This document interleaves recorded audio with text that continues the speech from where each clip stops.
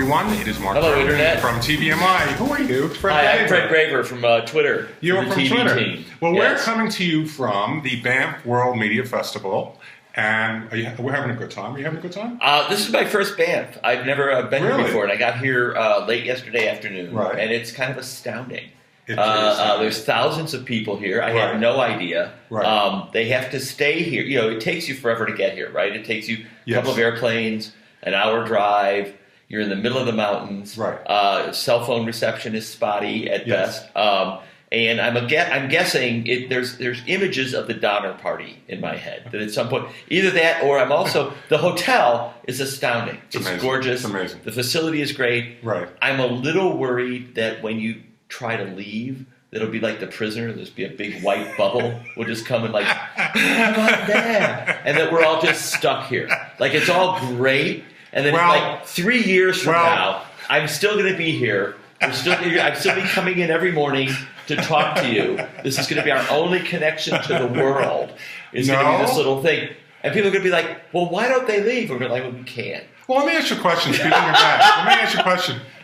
Would it be so terrible if you didn't leave here? Is this such a bad place? I can live here. We have families. Right. We have people. Okay, here's what if you brought your families here. Would this be so terrible? No, this would not be terrible. I mean, I have to tell you, I wake up in the morning facing mountains. Yeah. I leave, walk out of the hotel, walk down a nature trail. And the people here, so to get back to this festival, right. What's fascinating to me is, at least from what I've heard, since this is my first year, this thing's been going on for decades. And it's really only been in the last 3 or 4 years that a lot of digital people have begun showing up, or the digital has begun bubbling up. Yes. Which, you know, I've been at Twitter for about a little over 3 years. And, you know, we've gone from begging people to put a hashtag on the air to we're part of the TV business now. And so it's interesting to see that evolution, and then to see what people are beginning to confront now. Probably the biggest thing, I may be getting ahead of your questions here, but the biggest thing that I've seen both here at the festival, but also really in the past 3 or 4 months working with television people, is this recognition that what works on one social platform does not work on another social platform. Twitter is a place for the conversation that's right now, where the conversation, our cultures kind of begin and flow out. Facebook is this great, the best metaphor is a wall. It's an amazing place to put your stuff, to show it to your friends, to share it with your friends, to build communities. You know, all of these platforms have their own values, and it's terrific for companies like Twitter, because now we can be appreciated for what we can really do, instead of people going kind of like, oh, I'm going to do it on Twitter or Facebook. And like, no, you can't. You have to use every platform for it. Well, I have to tell you, just want to backtrack a second. I haven't been to the festival in 5 years. This is my third time here. I was here in 2008. I was here in 2010. I have no recollection of any conversations, or very few, about Twitter, Facebook, or any of that 5 years ago. I didn't see sessions discussing social media. Now that I'm here, and you're the first person, by the way, that I've met that's from New York that's here. Everyone else, there's a lot of Australians here, obviously a lot of Canadians, but nobody seems to be here from New York, so I'm happy to have somebody from New York here, so thank you for that. Yeah. But it's amazing how things have changed. Now, when I use Twitter, I use it pretty much for business purposes. If I'm posting a story, I tweet it.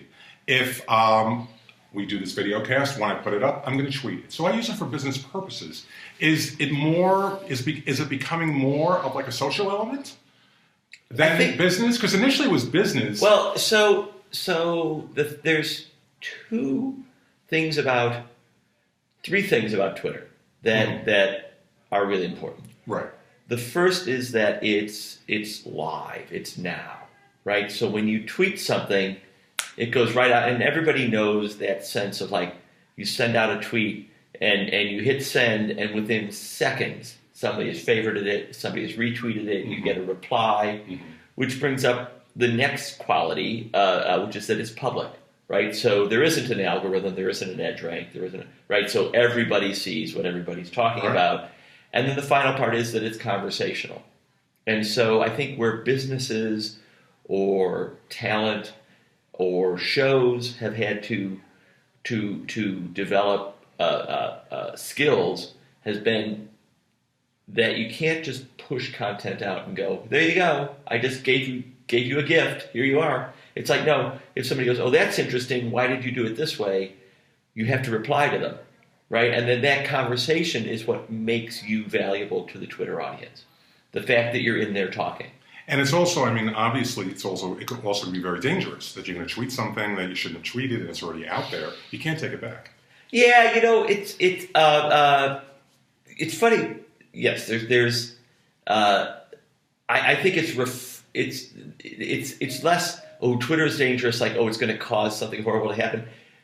If you're a person who's doing something dumb or saying dumb things on a regular basis, I guarantee don't go on Twitter. I guarantee you, Twitter will somebody on Twitter will tell you that that's kind of dumb. But there's people out there that just love the attention. I mean, I personally, my business Twitter and my personal Twitter, I have over 40,000 followers. That's a significant number of people. People will put on Facebook, I have to go to the men's room. I have to go, they just, every path of their life is on Facebook. Yeah. And you have to say to yourself, at some point you have to kind of draw the line and, kind of utilize it for what it's for. And for me, Facebook is, I'm here in Banff. I'm going to put up some really nice pictures of what this place looks like. Twitter, I'm going to tweet, we had a conversation, and put a link. That's what I use it for. Yeah, you're absolutely right. So the conversation on Twitter is very aware of the fact that it's a conversation. Yes. That it's not just somebody publishing something, that it's not just a little LOL thing. Like, a lot of people are going to read this. Right. And they're there to have a public discourse about this. Even something, it's interesting, Jonah Peretti from BuzzFeed did a presentation at South by Southwest where he talked about that dress picture, right, the gold-white dress thing, and talked about, somebody posted that on Tumblr. I'm confused. My friends say it's this, other friends say it's that. It was just a woman did it on Tumblr. Somebody from BuzzFeed saw that, tweeted it with a link to a BuzzFeed article, and he said that began the cultural conversation, that one tweet. Right, and kind of the BuzzFeed people know that. Like, if you want to start a conversation about something, that's what you do. You go to BuzzFeed, or you go to Twitter and tell the world, I want to talk about this. This is what a hashtag is. I often say to people that a hashtag is the Joan Rivers of Twitter. It's a way of saying, can we talk, and can we talk using that term? Deviating for a second, speaking of Joan Rivers, I still can't believe it's been almost a year now that she's gone. Yeah. It was so untimely. But here's the deal. We have 10 minutes to do this, then I have to cut it off. But here's what I want to do. I want to make this a part 1 and come back with a part 2. All right. Stay with me because I want to hear more about what you're doing. And before we leave part 1, where do we find you? What's your website address? Oh, so, I'm on Twitter. Right. Just at Fred Graver. At Fred Graver. Yeah. Graver. Right. I actually have a blog that I hardly ever post to called When Media Collide. And I actually started it before I started the Twitter. I tend to be less, because I work with a lot of people on things that are going to be in the future. I'm actually less public about kind of like what I'm working on than a lot of people. Like, I'll be public when everybody wants to be public about something. But if I'm working with a network on something that's very kind of like you kind of keep far it off off in the distance. Social media. Yeah. Okay. Yeah. Well, this is part 1. We're coming to you from Banff, and we'll be back tomorrow wearing the same clothing, pretending it's the next Oddly enough, yes. And my hair will still look the Your same. hair will look the same. Yeah. Even though you're here all day. Yeah. Thank you very much for joining me. I'll see you back tomorrow. Terrific. I am Mark Berman, and you are Fred Graver, and we will be back with the next video. Terrific. See you.